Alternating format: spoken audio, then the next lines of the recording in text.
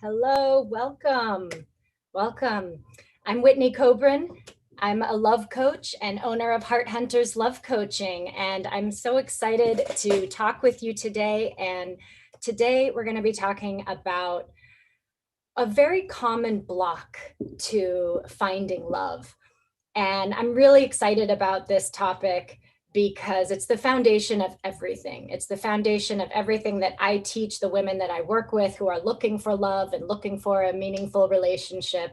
And that topic is self-love, because we really have to know ourselves deeply and love ourselves before we can find love from another person.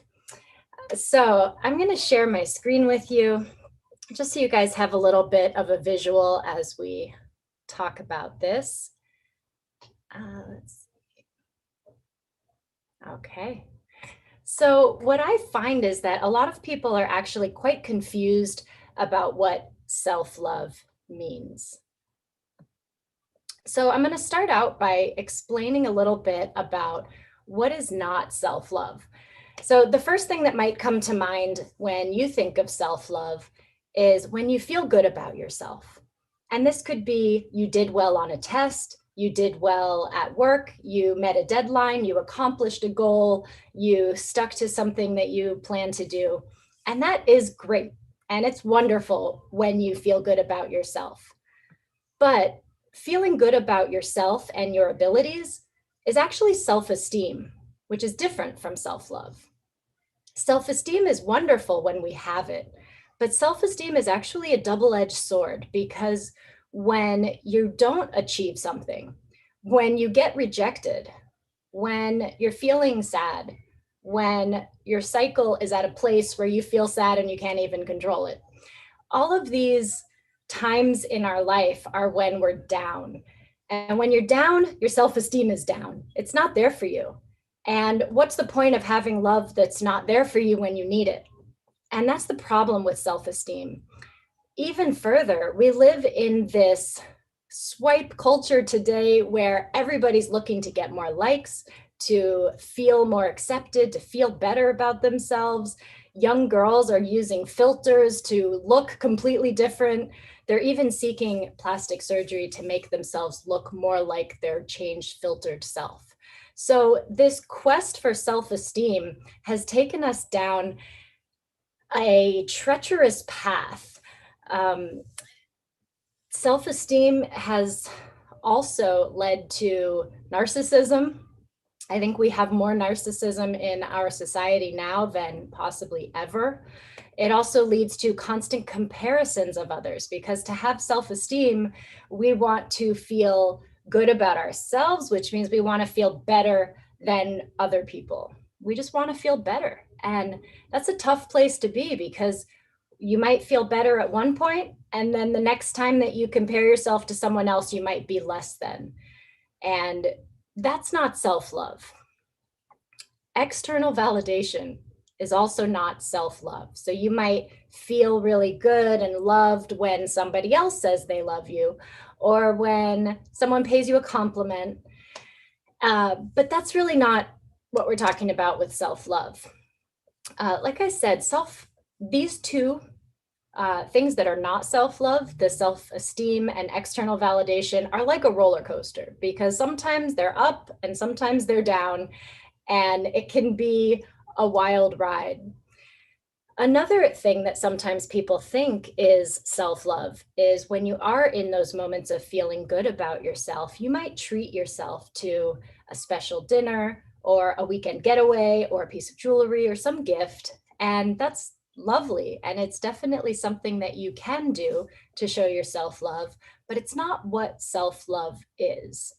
And on the same token, it's not bubble baths and getting your hair and nails done either. Self-care is great, which is what that is. Self-care is wonderful, and it's important to take care of yourself and to feel good about yourself, but it's not self-love. So what is self-love? First of all, it's an internal shift that happens, that you just feel love and acceptance for yourself.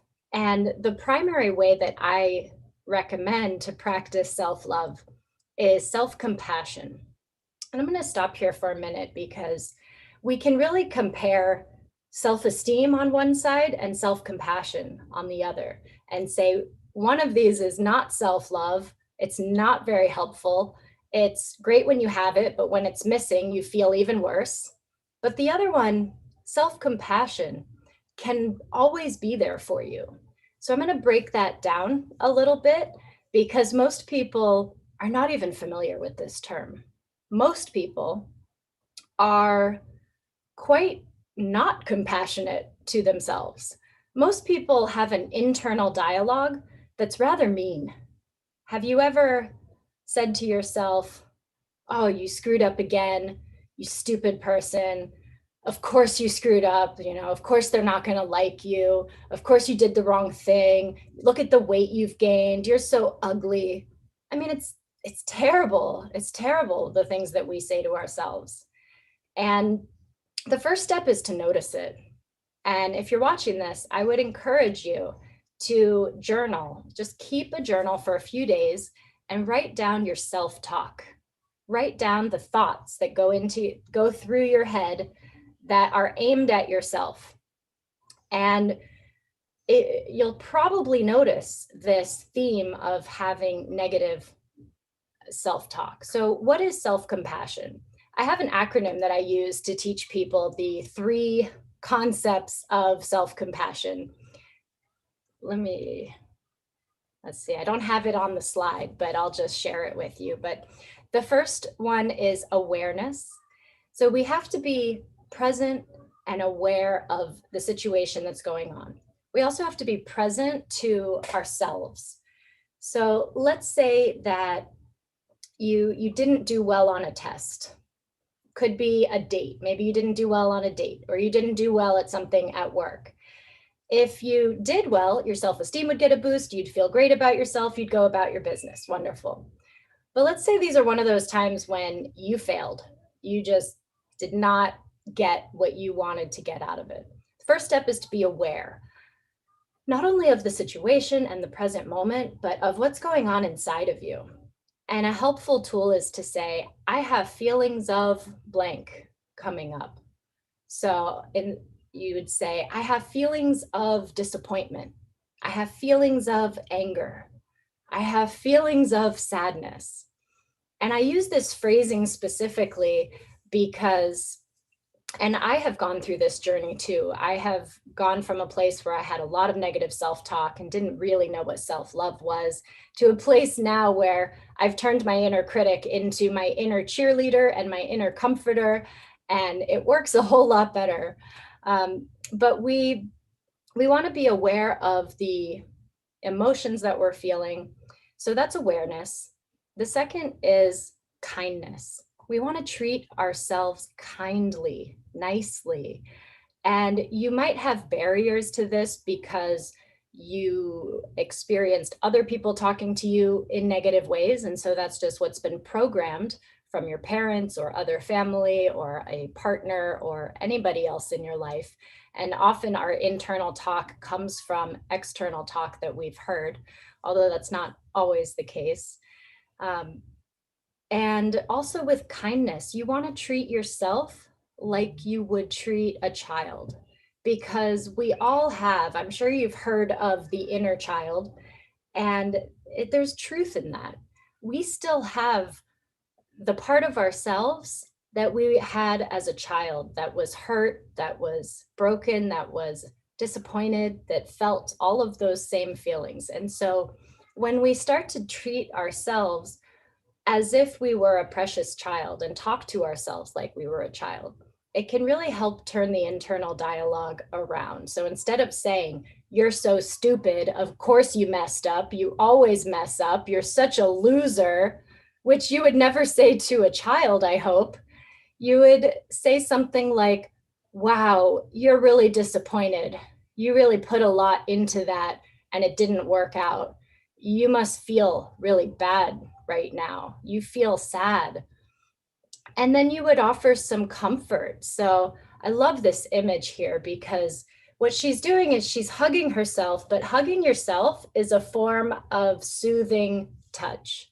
So the key to self-compassion, which is the key to self-love, is to be able to self-soothe yourself, to not have to rely on food, alcohol, drugs, zoning out on television, or relying on somebody else to fix it. Whatever it is, most of us rely on some external force to make us happy and some external force to get us happy again when we're not happy.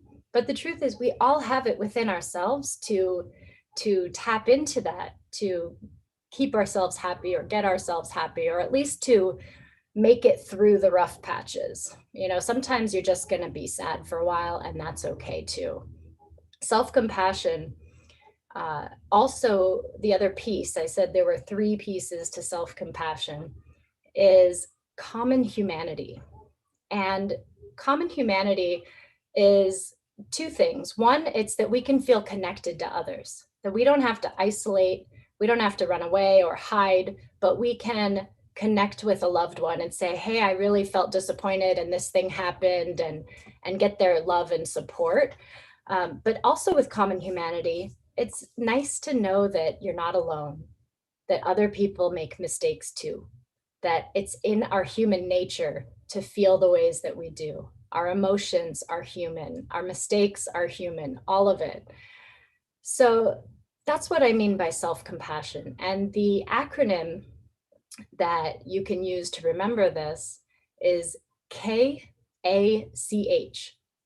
Which spells catch, KACH. So if you catch yourself, you give yourself kindness and awareness to what's going on around you, what's going on inside you, and remind yourself of the common humanity.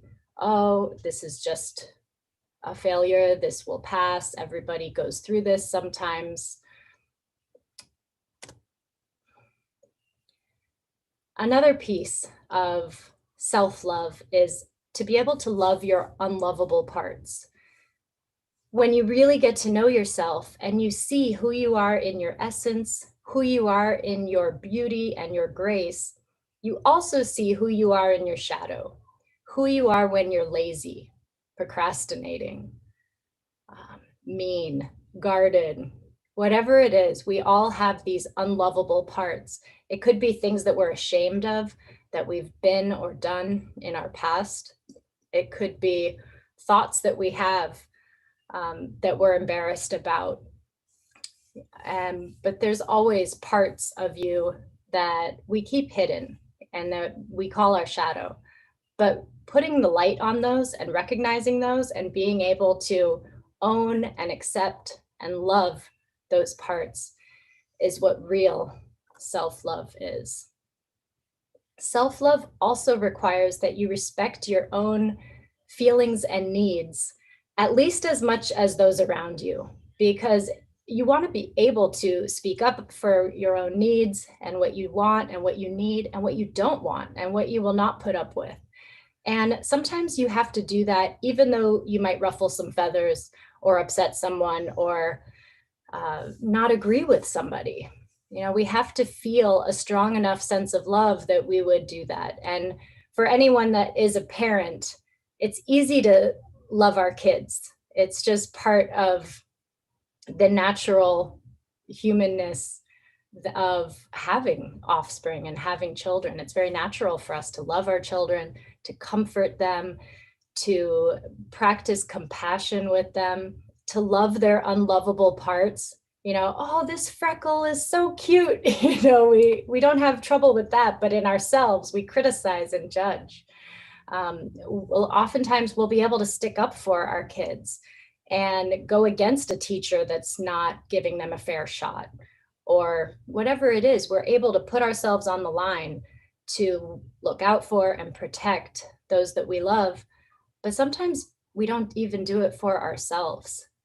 And we really need to, because the goal is to align our mental, emotional, physical, and spiritual selves with our true desires. So this is the ultimate goal of self-love is to be able to be at peace, with what you think, how you feel, how you act. You say what you're going to do and you do what you're going to say, and you stick up for your values and what you believe in and what you truly desire. And that's a place of integrity. And I don't, I really don't think that someone can get there without self-love. Even if you have a habit of pushing and motivating yourself through mean words or, oh, you're fat, you got to go to the gym, come on, let's do it. Some people do that. They think that they're motivating themselves and that this is a positive thing. But studies show, and I have researched and studied this a lot, studies show that that kind of motivation does not work. It's not motivating. And it actually causes us oftentimes to not try because we're afraid to fail. We're afraid to not meet the expectations or to not have the high self-esteem that we desire. And finally, self-love is what allows us to relax into the present moment. As a love coach, I teach women how to date and how to attract their ideal man. And what most people don't realize is that it already exists within them. There is already this glowing goddess that is so attractive and magnetic inside of you, but we're so busy hiding it, judging it, criticizing it, that we just don't let it out. So oftentimes when we learn to really love ourselves and show ourselves love, that's when we can relax and just be. And when that glowing, amazing, magnetic part of us can freely come out and attract somebody. So I would love to hear from you. If you're watching this, I would love to hear what you think about self-esteem, self-compassion, self-love, anything that we've talked about. I just created a brand new training that's on my website. So if this resonates with you, I recommend you go to my website, which is hearthunterslovecoaching.com. And there's a tab that says free training, or just go to hearthunterslovecoaching.com/training. And you'll be able to watch a free training. It's about 20 minutes long, and it includes the primary causes that women struggle in love and the shifts that they can make in order to attract their ideal man. So thank you. I hope that this has been helpful to you, and I hope that you will improve and grow your own self-love. Thank you.